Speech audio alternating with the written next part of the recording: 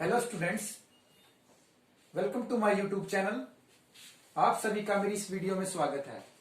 आज हम board exam के लिए कुछ ऐसी डेफिनेशन है जो हमारे एग्जाम में आए ही आएगी हर कोड में, उन्हीं को डिस्कस करेंगे।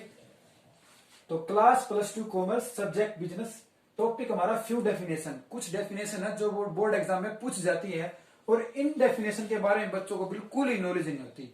मैं इनको बिल्कुल आसान भाषा में आपको बताऊंगा।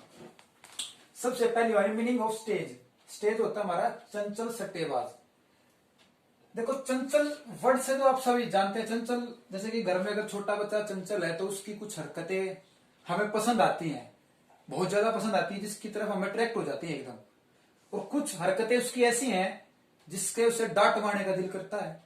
तो चंचल बच्चा तो वही कहलाएगा जो तो किसी परिस्थिति में अपने आप को चेंज कर ले या फिर कुछ ऐसी अनहोनी घटना या घटना करे जिससे हम खुश हो और नाराज भी हो सकते हैं, उसे चंचल बच्चा है। ये दीपक नाम का कोई बच्चा है जो कुछ भी हरकत करके हमारे मन को खुश कर देता है, और कई बार ऐसी हरकत करता है जिससे हमारे मन को क्या होते हैं, हम नाराज हो जाते हैं। तो इस बात पर ही ये टॉपिक है हमारा। स्टेज मतलब चंचल सट्टेबाज। अब वो सट्टेबाज है, मान लो बच्चा सट्टेबाज है और ना तो किसी शेयर को बेचता है और ना ही खरीदता है। सिर्फ एक काम करता है कि जो उसके पास अंश थे ना, उनके ऊपर एक एप्लीकेशन भेज देता है। वो एप्लीकेशन इसलिए भेजता है क्योंकि सोचता है कि मार्केट में इसके भाव बढ़ जाएंगे, और अगर मार्केट में भाव बढ़ेंगे तो जाहिर सी बात है जो उसने एप्लीकेशन भेजी है उसकी तरफ जो लोग आकर्षित हुए हैं उससे उस एप्लीकेशन पर उसके पैसे आएंगे और पैसे से उसको प्रॉफिट होगा। वही हमारा स्टेज कहलाता है। इसकी कंडीशन पहली क्या है, न तो अंशों का क्रय और न विक्रय। ना तो इसमें क्या होता है वो अपने शेयर को बेचता है और ना ही खरीदता है, पहली बात। दूसरी क्या, नए जारी किए गए अंशों पर, जो उसने अंश जारी किए थे जो पहले थे उसके पास, उन पर एप्लीकेशन भेज देता है। जैसे कि उसने शेयर तो उसने पहले उसके पास थे मान लो, लेकिन उन पर एक एप्लीकेशन डाल दी। जैसे कि अगर स्कूल में हमें छुट्टी चाहिए तो हम क्या करते हैं, एप्लीकेशन डालते हैं। स्कूल तो चलता ही है, स्कूल मेरे आने जाने से क्या उसको इफेक्ट नहीं पड़ता, मुझे तो अपनी एप्लीकेशन देनी। उसी तरह उसने क्या करा, उन शेयरों पर एप्लीकेशन डाल दी।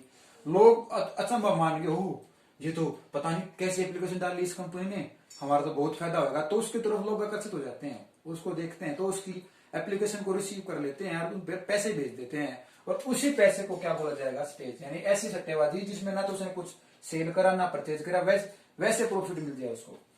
जैसे ही अंशों का मांग में वृद्धि होगी तो बाजार भाव भी बढ़ेगा और तो से लाभ होगा, अन्यथा हानि हो सकता है, किसी कारणवश उसे हानि भी हो जाएगा। तो मिनिमम अमाउंट, न्यूनतम राशि लगाकर थोड़ी बहुत राशि एप्लीकेशन पे लगाई, उसने शेयर पे ही लगाई। जैसे जब मैंने बताया क्या एग्जांपल दिया, जैसे स्कूल में किसी बच्चे को छुट्टी चाहिए तो एप्लीकेशन लिखता ना, वो तो बड़ा खुश हो जाता है, लेकिन स्कूल तो वैसे ही चलता रहता ना। उसको घर जाने, वो चाहे बीमार है चाहे उसने झूठ बोल के एप्लीकेशन लिखी है, वो जानता है उसको कितना फायदा होगा। ठीक है, इसी तरह स्टेज जाने का कि उसको कितना फायदा कितना नुकसान होगा। अब सेकंड है मीनिंग ऑफ से सेक्स, यानी सन सेक्स बोल सकते हैं इसको, से सेक्स हिंदी में बोलते हैं से सेक्स। तो मतलब 30 कंपनियां, 30 company of share market issued up and down is show. यानी 30 कंपनियों की जो बाजार में जो शेयर के भाव है वो दर्शाता, क्या कहलाता हमारा, सन सेक्स। ठीक है, ये हमारे न्यूज़पेपर में इकोनॉमिक के पेज पर सबसे ऊपर वाली लाइन में लिखा मिलेगा, अप और डाउन। सन सेक्स आज कितना है, 34,000 से ऊपर है या कम है। Meaning of lame duck. Lame duck क्या होता है, देखो डक तो बतख होती है, लैम होती है लंगड़ी। लंगड़ी बतख क्या करती है, ना तो वो तैर सकती है ना वो भाग सकती है। क्या कर सकती है, एक लंगड़ा आदमी क्या कर सकता है, करने को तो कुछ कर सकता है, लेकिन अगर उसकी परिस्थिति को देखा जाए तो वो अभी कमजोर है, औरों को देखे तो। इसका एग्जाम्पल है लंगड़ा बतख, लैम डक का। जैसे कि मोहन और सोहन है दो, ठीक है, एग्जाम्पल लेते हैं। मोहन के पास गेहूं के गोदाम है, उसने एक विचार आया उसके दिमाग में कि मैं 15 फरवरी 2020 को 1500 पर क्विंटल गेहूं को शाम को बेच देता हूं, या सॉरी सोहन को बेच देता हूं।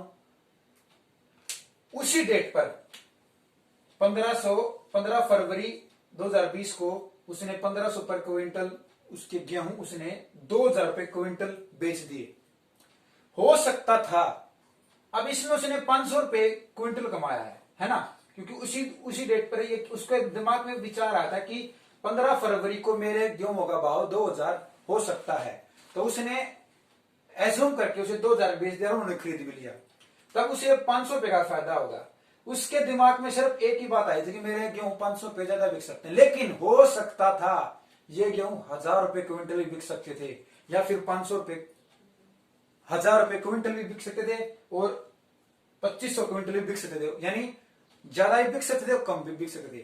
तो उसे कहा जाएगा कि लैम डक, मतलब एक लंगड़ा बतख जो अपने दिमाग से सोचता है, वो ये नहीं सोचता कि वो ठीक भी है या गलत भी है। यानी इसमें एक सिंपल भाषा में क्या लिखा है, मंदिरा वायदों को पूरा करने के लिए कठिनाइयां महसूस करना ही क्या कहलाता है, लैम डक। मतलब ये बियर इंग्लिश में बोलते हैं इसको बियर, इसका मतलब क्या, मंदिरा। जो मंदिरा क्या होती है, एक ऐसा एक लंबे समय तक बाजार के भाव में गिरावट। अब अगर ये जो व्यक्ति था मोहन, इसने सोचा कि मैं लंबे समय तक अपने इन भावों को कैसे उठाऊंगा, तो वो सोचा ना इधर का ना उधर का, तो उसने जो सोचा लंबे समय तक मैं अपने भाव को कैसे टिकाए रखूं, क्योंकि मुझे लॉस होना ही होना है। तो उसने एक आइडिया गैस करा था, उस आइडिया के सहारे उसने अपने उसी दिन वो गेहूं 2000 रुपए के हिसाब से बेचते थे, लेकिन उसे ये नहीं पता था कि वो 2000 से ज्यादा के भी हो सकते थे और 2000 से नीचे के भी हो सकते थे। इसलिए बोला जाता है कि लंबे समय तक अपनी गिरावट को पूरा करने के लिए उसके दिमाग में एक विचार आया और उसी से उसने क्या करा, लैम डक स्टार्ट कर दिया। और नीचे मैंने मीनिंग ऑफ बियर मार्केट का बता रखा है क्या, जो मैंने यहां इसका एग्जाम्पल दिया था, एक लंबे समय तक बाजार की भाव की गिरावट मंदिरा कहलाती है। आई होप कि चारों डेफिनेशन आपको क्लियर हैं और ये बोर्ड एग्जाम में आएंगे। धन्यवाद।